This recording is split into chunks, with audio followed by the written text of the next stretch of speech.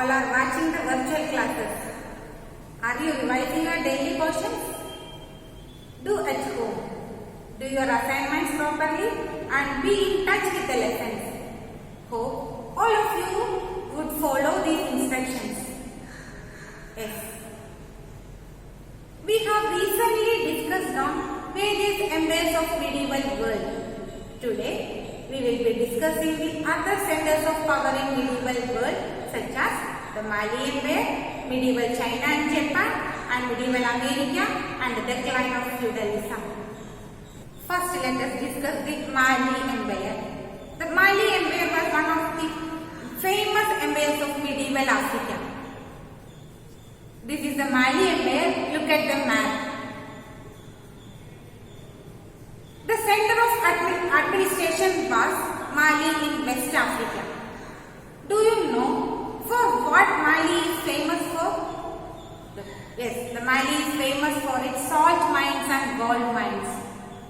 You know what is salt mines? Salt mine yielding rock salt. അതായത് ഉപ്പ് പാറകളിൽ നിന്ന് ഉപ്പ് ഖനനം ചെയ്തെടുക്കുന്നത്. Gold mines, a place where gold is mined. സ്വർണ്ണ ഖനികളിൽ നിന്ന് സ്വർണം ഖനനം ചെയ്തെടുക്കുന്നത്. At present, Mali is one of the largest countries in Africa. Do you know the capital of Mali? Yes, Bamako, the present capital of Mali. During the medieval period, Mali was a wealthy region because of its huge treasures of gold. Famous ruler of medieval Africa was Kangan Musa, who was known in European records as Mansa Musa. Mansa Musa was the richest ruler of medieval world.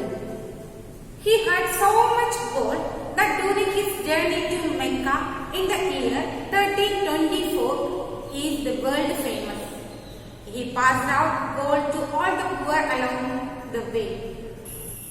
Timbuktu in the Empire of Mali was the most important cultural and commercial center of medieval Africa. Merchants from different parts of the world reached Timbuktu for marketing their products. Mainly from Italian cities, merchants reached in Timbuktu. Merchants from Venice, Granada and Genoa reached Timbuktu for marketing their merchandise such as gold and ivory. Timbuktu was a center for slave trade. Do you know what is slavery? The state of being a slave. Adimatham. The slavery existed in medieval Europe. In those days, slaves were bought in the market as we buy and sell things in the market now. Just imagine the situation, how pathetic it was. In the medieval period, slave trade was conducted between Europe, Africa and America. At that time, Timbuktu in Mali was the important slave trade center. Let us discuss the other contributions of Mansa Musa. Mansa Musa had established the University of Timbuktu. You know, many universities are there in our country. At that time, the Timbuktu University was one of the leading centers of knowledge. Students from different parts of the world visited Timbuktu University and enriched their knowledge. And Mansa Musa constructed mosque. The famous one was the Great Mosque at Timbuktu. It was an Islamic study center. These are the features of Mali Empire. Hope it's clear. Let us now move on to the next topic, medieval China and Japan. Let us now move on to what has happened to China and Japan even from those days. Now maybe all of you know what is happening in the border of India and China. Even now, China is a center of attraction around the world due to this pandemic. Not only for that, but even for all technological development, we depend on China. For example, all the Chinese products like mobile phones, toys, apps, etc. are all very cheap, and that's why we go behind it. In the same way, even during the medieval period too, China had its own efficient system to empower its rule all over the world. During medieval period, monarchical system existed in China. Monarchs means king or queen control the administration of a country or kingdom. Rulers from different dynasties control the administration in medieval China.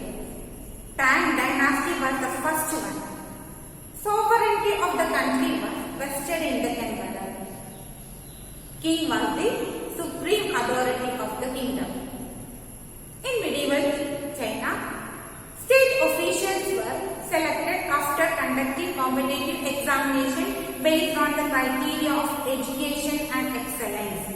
In the present time, the same system followed in our country for selecting bureaucrats. The rulers of Tang dynasty were tolerant towards all religions. They were accepting all religious ideologies and they considered all are equal.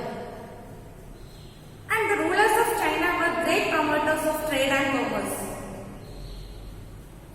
After the Tang dynasty, China was ruled by the Song dynasty, Ming dynasty and Manchu dynasty.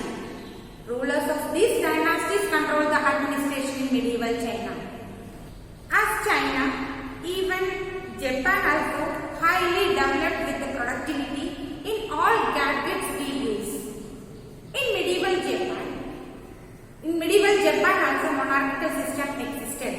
The king was the supreme head of the political affairs in the kingdom. But the administration was captured by the feudal lords known as shoguns. After that, Japan was under the control of the feudal lords. Under their control, Tokyo was an important center of power.